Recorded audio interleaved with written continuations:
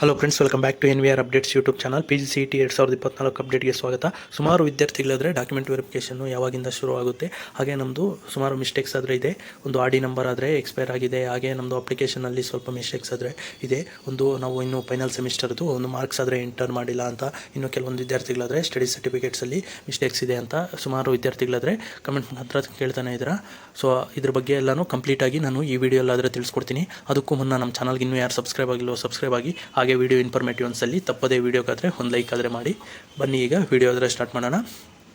ಮೊದಲಿಗೆ ಒಂದು edit option link ಬಗ್ಗೆ ಹಾಗೆ ಮಾರ್ಕ್ಸ್ ಎಂಟ್ರಿ ಬಗ್ಗೆ ಹೇಳೋದಾದರೆ, ಪ್ರೀವಿಯಸ್ ಇಯರು ಒಂದು RD ಎಂಟ್ರಿಗೆ ಒಂದು ಆನ್ಲೈನ್ ವೆರಿಫಿಕೇಷನ್ ಮಾಡೋದ್ರಿಂದ ಒಂದು ಕ್ಯಾಸ್ಟ್ ಇನ್ಕಮಲ್ಲಿ ಏನಾದರೂ ಮಿಸ್ಟೇಕ್ಸ್ ಇದ್ದರೆ ಹಾಗೆ ಎಕ್ಸ್ಪೈರ್ ಆಗಿರೋರು ಎಲ್ಲ ಅಪ್ಡೇಟ್ ಮಾಡೋಕ್ಕೆಲ್ಲ ಒಂದು ಸಹ ಅವಕಾಶ ಆದರೆ ಕೊಟ್ಟಿದ್ದರು. ಆನ್ಲೈನ್ ಇತ್ತು ಕ್ಲಾಸ್ ಎ ವಿದ್ಯಾರ್ಥಿಗಳಿಗೆ ಹಾಗೆ ಕ್ಲಾಸ್ ಎನ್ ವಿದ್ಯಾರ್ಥಿಗಳಿಗೆ. ಅದರಿಂದ ಸೊ ಈ ವರ್ಷವೂ ಒಂದು ಕ್ಲಾಸ್ ಎ ಹಾಗೆ ಕ್ಲಾಸ್ ಎನ್ ವಿದ್ಯಾರ್ಥಿಗಳಿಗೆಲ್ಲ ಆನ್ಲೈನ್ ವೆರಿಫಿಕೇಷನ್ ಆದರೆ ಒಂದು ಖಂಡಿತ ನಿಮಗೆ ಒಂದು ಬಿಫೋರ್ ಡಾಕ್ಯುಮೆಂಟ್ ವೆರಿಫಿಕೇಷನ್ನೇ ನಿಮಗೆ ಒಂದು ಆನ್ಲೈನ್ ಲಿಂಕ್ ಆದರೆ ಇದೇ KE ವೆಬ್ಸೈಟಲ್ಲಿ ನಿಮಗೆ ಲಿಂಕ್ ಆದರೆ ಬಿಡ್ತಾರೆ. ಆಗ ನೀವು ಏನಾದರೂ ಮಿಸ್ಟೇಕ್ಸ್ ಇದ್ದರೆ ಆ್ಯಡ್ ಮಾಡೋದಿದ್ರೆ ಒಂದು RD ಎಂಟ್ರಿ ಎಲ್ಲ ಮಾಡ್ಕೋಬೋದು. ಹಾಗೆ ಮಾರ್ಕ್ಸ್ ಎಂಟ್ರಿನೂ ಮತ್ತೆ ಒಂದು ಫೈನಲ್ ಚಾಯ್ಸ್ ಆದರೆ ಕೊಡ್ತಾರೆ, ಆಗ ಎಂಟರ್ ಮಾಡ್ಕೋಬೋದು.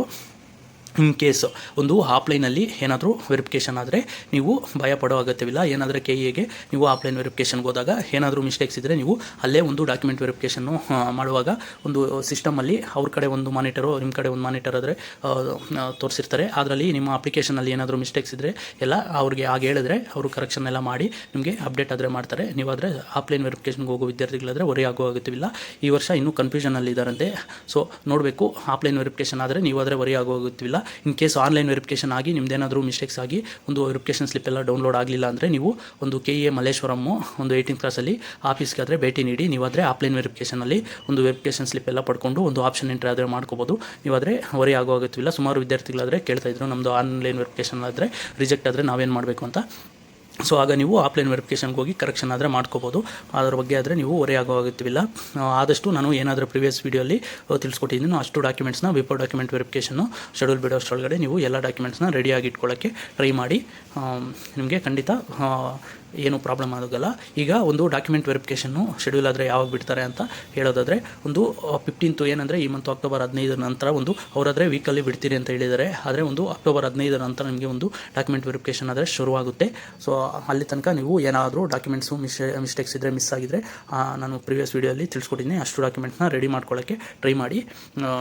ಈ ವರ್ಷ ರಿಸಲ್ಟ್ಸು ಬೇಗ ಬಿಟ್ಟಿದ್ದಾರೆ, ಸೊ ಅದರಿಂದ ಸ್ವಲ್ಪ ಡಿಲೇ ಆದರೆ ಮಾಡ್ತಾರೆ. ನಿಮಗೆ ಕಾಲೇಜ್ ಸ್ಟಾರ್ಟ್ ಆಗೋದೆಲ್ಲ ಡಿಸೆಂಬರು ಜನವರಿ ಆಗುತ್ತೆ. ಸೊ ಅದರಿಂದ ಅವರು ಇದೇ ರೀತಿ ಒಂದು ಕೌನ್ಸಿಲಿಂಗ್ ಪ್ರೊಸೆಸ್ಸು ಸ್ವಲ್ಪ ಡಿಲೇ ಮಾಡಿಕೊಂಡು ಒಂದು ಫಸ್ಟ್ ರೌಂಡು ಸೆಕೆಂಡ್ ರೌಂಡ್ ಎಲ್ಲ ಮುಗಿದು ನೀವು ಅಡ್ಮಿಷನ್ ಆಗೋಷ್ಟರೊಳಗಡೆ ಡಿಸೆಂಬರ್ ಆಗುತ್ತೆ. ಸೊ ಅದರಿಂದ ನೀವೇನು ಹೊರೆ ಆಗೋತ್ತಿಲ್ಲ. ಎಲ್ಲ ಡಾಕ್ಯುಮೆಂಟ್ಸ್ನ ರೆಡಿಯಾಗಿ ಇಟ್ಕೊಳ್ಳಿ, ಅವರಾದರೆ ಶುರು ಮಾಡ್ತಾರೆ. ಇನ್ನೂ ನಿಮಗೆ ಏನಾದರೂ PGCET ಬಗ್ಗೆ ಏನಾದರೂ ಡೌಟ್ಸ್ ಇದ್ದರೆ ಕಾಮೆಂಟ್ ಮುಖಾಂತರ ತಿಳಿಸ್ಬೋದು.